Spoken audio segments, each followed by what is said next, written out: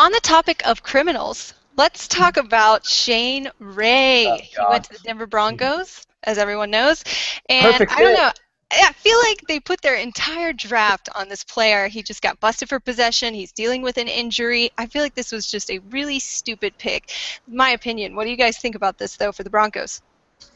Yeah, I mean, I think the Broncos draft in general is a little bit iffy. They could wind up having one of the worst drafts overall, especially in year one. All four of their top picks have injury concerns. I've seen mostly people giving them sort of like B's and C's, but I think that's the iffiest draft of them all, or the one that could fall, where the grade that people in retrospect, the grade that could fall the most. Well, what's interesting, too, is their line's at 10 wins total, and the favorite's going for the over at minus 130. Do you guys think that they'll pull off 10 or they'll pull off 11 wins?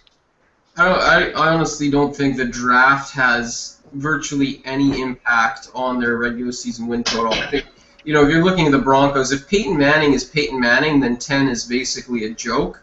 If Peyton Manning is the guy that we saw down the stretch of last season, then they're going to have a really tough time getting to 10 wins. I mean, that to me is the story of the Broncos season. Yeah, the Broncos, I mean, at least Shane Ray doesn't have to worry about getting busted for possession in Denver. So that at least they have that going for them. But I think Shane Ray as a talent's pretty good. I mean, but you're right. It all really, I don't think it comes down to the draft. It comes down to the Peyton Manning and that neck. And what we get from him, obviously all throughout the year. So not to echo what Dave said, but I think I just did echo what Dave said. So. Yeah, no, the NFL is a tough league. I don't know. I think I'd lean under 10 at plus 110. Mm-hmm. And the draft certainly, what Dave said is true, but the draft didn't help. The division's still good. So, yeah, they have to worry about that at least.